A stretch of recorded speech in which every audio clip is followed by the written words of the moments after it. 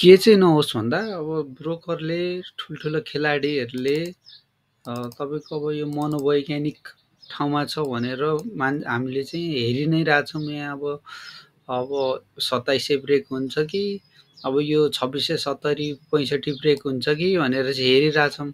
तर यति नै बेला चाहिँ के भइदिरहेको हुनसक्छ भने हाई क्यापहरू स्टकहरू चाहिँ पोजिटिभ बनाएर ओभरअल मार्केटलाई चाहिँ पोजिटिभ बनाउन खोजे जस्तो गरेर तर आफ्नो स्क्रिप्ट चाहिँ घटि नै रहेछ भने चाहिँ फेरि इन्डिभिजुअल स्क्रिप्टमा पनि हजुरहरूले यसै गरी हेर्नु होला है।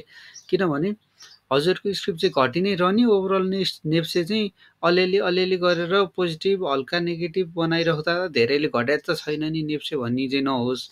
अब नेप्से चाहिँ 2665 घट्छ अनि त्यहाँदेखि म मेरो स्क्रिप्ट फाल्छु अनि त्यहाँदेखि मुनि किन्छु भन्दाखेरि यो गर्नुभन्दा हो ओभरअल नेप्से हेर्नुपर्छ इन्डेक्स। तर हजुरहरूको स्टकले चाहिँ कस्तो पर्फर्म गरिरहेछ त्यो स्क्रिप्टको चाहिँ के रेजिस्टेन्स के छ सपोर्ट के छ त्यो पनि याद गर्नु होला है।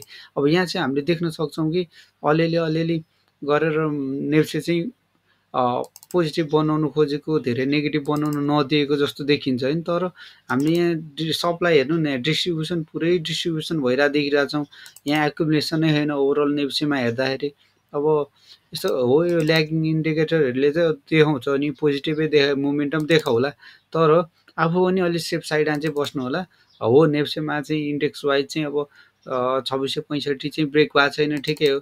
तर ब्रेक भएको छैन भन्दाखेरि हजुरहरूको स्क्रिप्टले चाहिँ के गरिरहेछ भनेर चाहिँ त्यो विचार गर्नु होला। अनि साथसाथै अब आज टप ब्रोकरले हिजो अस्ति आज दिनदिनै नै सेलिङ हानिरहेछ। हजुरहरूले कतिको हेर्नु भएको छ होइन सेलिङ गरिरहेछ एकदम टप ब्रोकरहरूले चाहिँ सेलिङ गरि नै रहेछ। तर अब आजको ब्रोकर टप 10 ब्रोकर अनुसार चाहिँ आज हेर्नु 42 नम्बर 58 45 49 44 34 यो चाहिँ टप ब्रोकरमा परेको। त्यो टप ब्रोकरमा 42 58 45 यिनीहरू टप ब्रोकरले चाहिँ दिनदिनै सेलिङै गरिरहेछ। अब यसले सेलिङ गरेको स्क्रिप्ट चाहिँ के छ त तपाईँहरूले कहिले हेर्नु भएको छ हेरिरहनु भएको छ कि छैन त।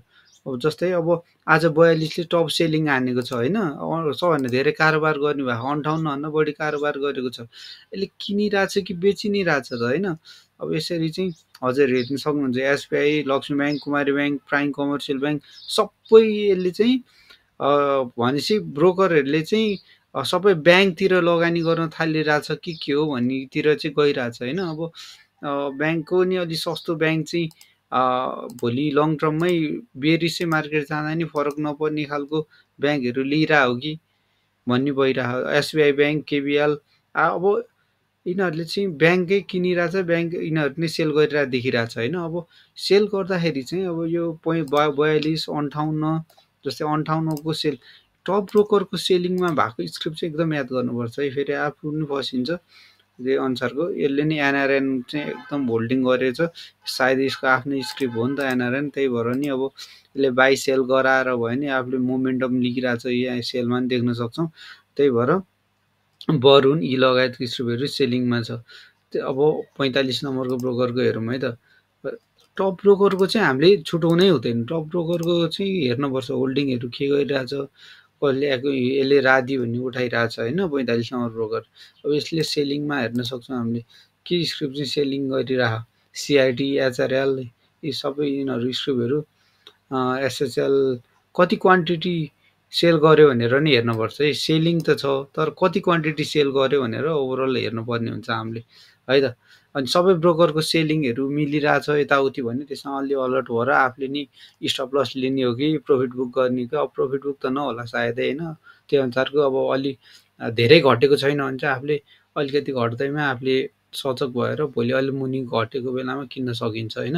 अब आज ओभरअल सेक्टर समरीमा हेर्न सक्नुहुन्छ हाइड्रो अदर इन्भेस्टमेन्ट र ब्याङ्किङ डेभलपमेन्ट ब्याङ्कतिर चाहिँ बाइङको अलिअलि देखिरहेको नै सेलिङमा पनि त्यस्तै नै देखिरहेछ। हाइड्रो इन्भेस्टमेन्ट ब्याङ्क अदर त्यसरी इन्सुरेन्स यस्तै देखिरहेछ होइन। अब आफूले चाहिँ अलिक वाइज डिसिसन लिनुपर्ने हुन्छ यस्तो सिचुएसन है त। यस्तै भिडियो हेर्नलाई लाइक र फलो गर्नु भन्ने नबिर्सिनु होला। धन्यवाद।